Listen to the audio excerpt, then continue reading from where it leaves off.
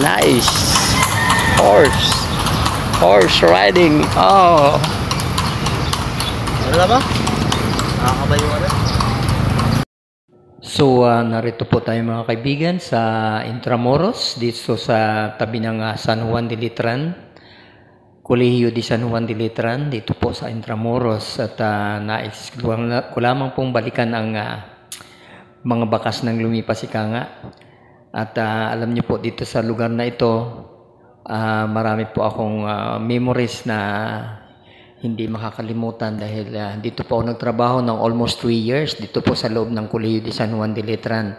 At marami pa akong nakilala dito, mga naging kaibigan na mga kilala, si Ninyo Mulak, si Raymond Lauchinko na kapag wala siyang pasok, kapag break time, dito po sa lugar namin nagtatambay at kanta po ng kanta. Talagang magaling po siya na singer, at saka marami pa pong iba na mga naging artista.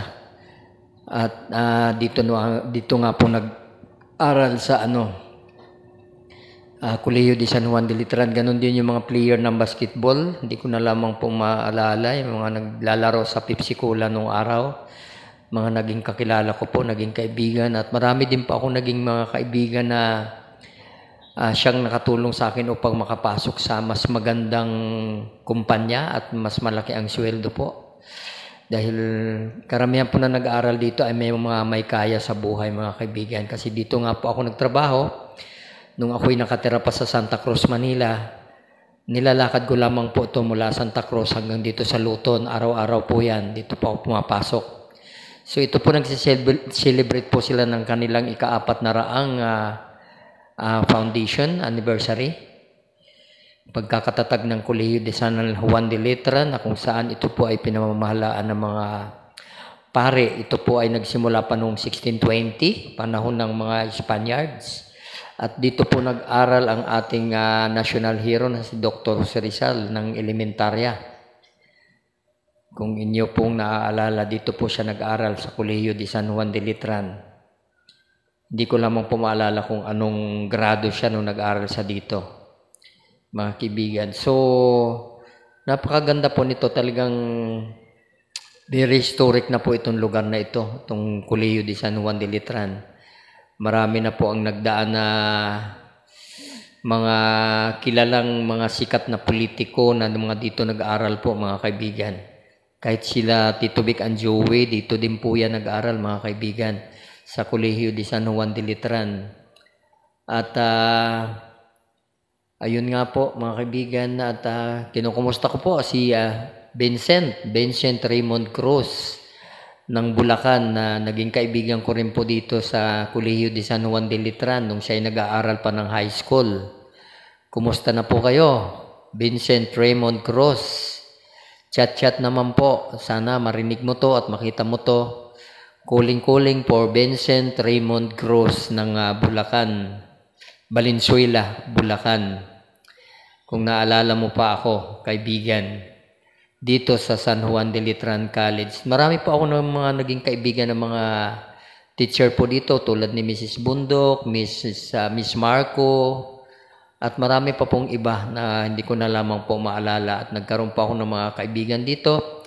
Mga naging co-workers ko po, si Miss Mida Amistas na tiga Iloilo, ganun din si Miss Bigang, aming supervisor, ganun din si Gode, si Aling Remy na aming tinirahan sa tabi lamang po dito ng Colegio de San Juan de Letran, kung saan dito kami nagbo-board sa tabi po ng Colegio de San Juan de Letran.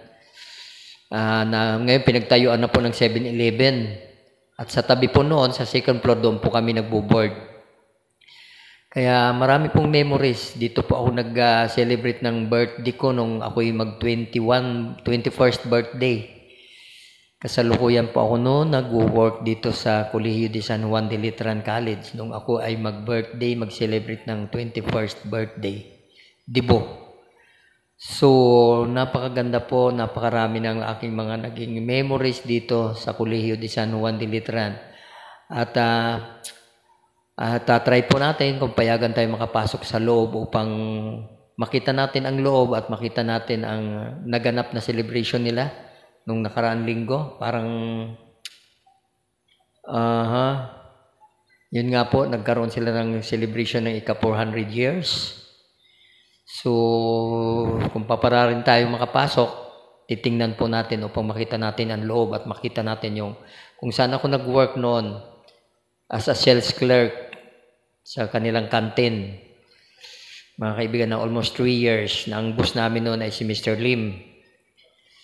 So, marami po akong naging alaala dito sa lugar nito ng Intramuros at maganda po itong lugar na to dahil malapit lamang po sa lahat. Malapit sa Quiapo, malapit sa Divisoria, at malapit din po sa aming tirahan. At ayan nga po mga kaibigan, tatry natin makapasok sa loob kung tayo ay makakapasok upang ating makita kung ano na ba ang pagbabago ngayon sa loob ng Colegio de San Juan de Letran. At masarap po mag-reminisce. So ayan po mga kaibigan, andito po nakahiwalay po ang kanilang gym. So ito na po, nakapasok po tayo sa loob. Ito po ang loob ng Colegio de San Juan de Letran at pupuntahan lamang po natin ang aming canteen sa second floor na kung saan doon ako nag-work. Pero dito po ako naka-assign sa ground floor. Pero ngayon tinayuan na po ng building. Wala na po yung canteen dito sa baba. Ayan o, may itinayo na pong building. Hindi na po gaya ng dati na canteen namin yan. So ayan po ang second floor, yung main canteen ng Colegio de San Juan de Letran na kung saan dito nga ako nag-work at meron pa dito mga Ferris wheel kasi nagkaroon sila ng intrams. At the same time, ika-400 years celebration. So, ayan po mga kaibigan. Ito, binago na rin po. Tinayuan na rin po ng building na malaki. Dati po, hindi ganyan ang building dyan. Kahoy pa po yun. Ngayon, konkreto na po. So marami na po ang pagbabago dito sa loob ng Colegio de San Juan de Letran College mga kaibigan. So ayan po, puntahan natin ang second floor na main canteen ng Colegio de San Juan de Letran upang ating matunghayan ang aking pwesto na kung saan ako nagwo-work noong araw.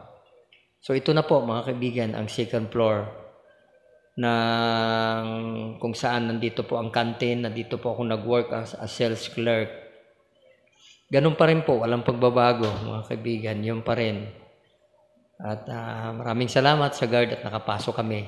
Kahit paano nakapag-reminisce, nakapag-video ng konti. Para lang balikan ang time na kung saan dito ako nag-work. I think it's 1980, 81. Ayan po ang logo ng Colegio de San Juan de Letran. So ito po yung basketball court, yung pa rin po yung dati. No changes. This is the place where I've been working for almost 3 years during the late 80s as a sales clerk here at the Colegio de San Juan de Letran canteen, mga kaibigan. So ayun po, babalikan po ulit natin mga kaibigan. Ito, ang ganda na po. Pero ang stairway, ganun pa rin po, walang pagbabago, same. Itong logo lang, medyo binago nila, pinaganda, pininturahan.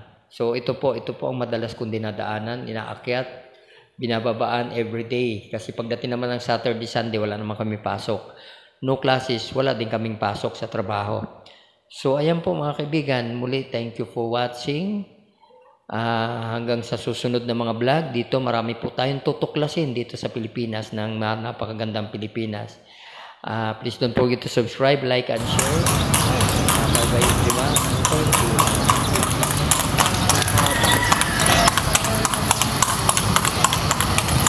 Nice!